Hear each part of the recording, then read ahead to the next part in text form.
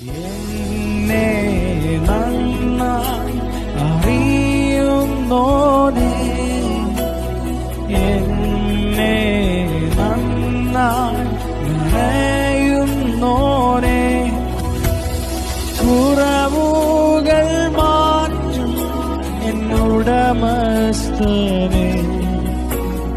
വില നൽകിയ യജമാനനേ.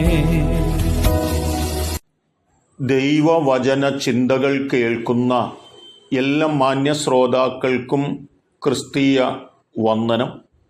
യാക്കോബിൻ്റെ ലേഖനം 1-ാം അധ്യായം 9-10 വാക്യങ്ങൾ.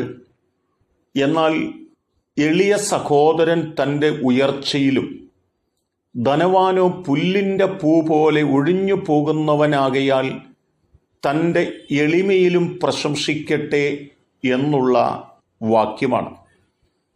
ദൈവത്തിനു വേണ്ടി ജീവിപ്പാൻ ദൈവത്താൽ വിളിച്ചു വേർതിരിക്കപ്പെട്ടിട്ടുള്ള ഓരോ വ്യക്തികളും അവരുടെ ജീവിതത്തിൽ താഴ്മയും എളിമയുമുള്ളവരായി ജീവിക്കുവാൻ ഉത്സാഹിക്കണമെന്നും അങ്ങനെ ജീവിക്കുന്നു എങ്കിൽ ദൈവത്തിൻ്റെ കടാക്ഷകരങ്ങളും കരുണയും അനുഭവിപ്പാൻ കഴിയുമെന്നും ദൈവത്തിൻ്റെ വചനം നമ്മെ ഓർപ്പിക്കുകയാണ്.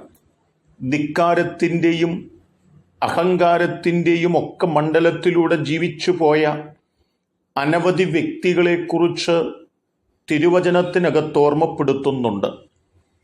നെബൂഖദ്നേസർ രാജാവടക്കം ബെൽശസ്സർ അടക്കമുള്ള ആളുകൾ അഹങ്കാരത്തിൻ്റെയും ധിക്കാരത്തിൻ്റെയും മനോഭാവത്തോടെ ജീവിക്കപ്പെടുകയും അതവരുടെ ജീവിതത്തിൽ ഏറ്റവും വലിയ പതനങ്ങൾക്ക്, തകർച്ചകൾക്ക് കാരണമായി തീരുകയും ചെയ്യുകയുണ്ടായി.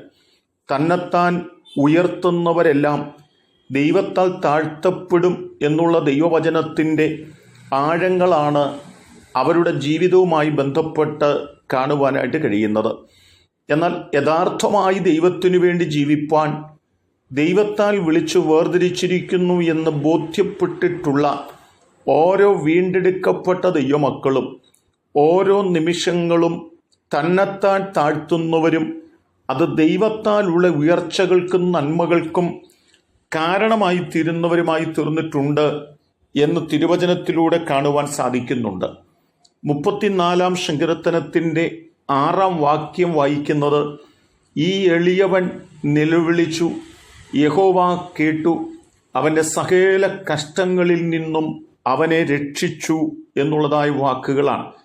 ഭക്തിയോടെ ജീവിപ്പാൻ വേണ്ടി ഇറങ്ങിത്തിരിച്ചിട്ടുള്ള വ്യക്തികൾ എളിമയിലും താഴ്മയിലും ഓരോ ദിവസങ്ങളും ജീവിക്കുകയും അവർ ദൈവത്തിൻ്റെ മുൻപിൽ നിലവിളിക്കുന്ന നിലവിളിയുടെ ശബ്ദം കേട്ടിട്ട് യഹോവയായ ദൈവം അവരെ കഷ്ടങ്ങളിൽ നിന്ന് രക്ഷിക്കുകയും അവരെ നന്മകളിലേക്കും അനുഗ്രഹങ്ങളിലേക്കും നയിക്കുകയും ചെയ്യുവാനിടയായി തീരുക തന്നെ ചെയ്യും എന്ന പദമാണ്.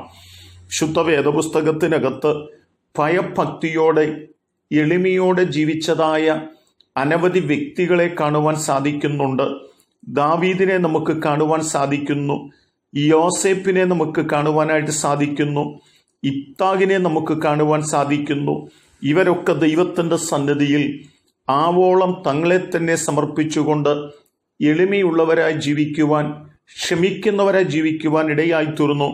ആയതുകൊണ്ട് അവരുടെ ജീവിതത്തിൽ ഏറ്റവും ശ്രേഷ്ഠമായ അനുഭവങ്ങൾ അനുഭവിപ്പാൻ ഇടയായി തീർന്നു എന്നുള്ളതായ വാക്കുകളാണ്.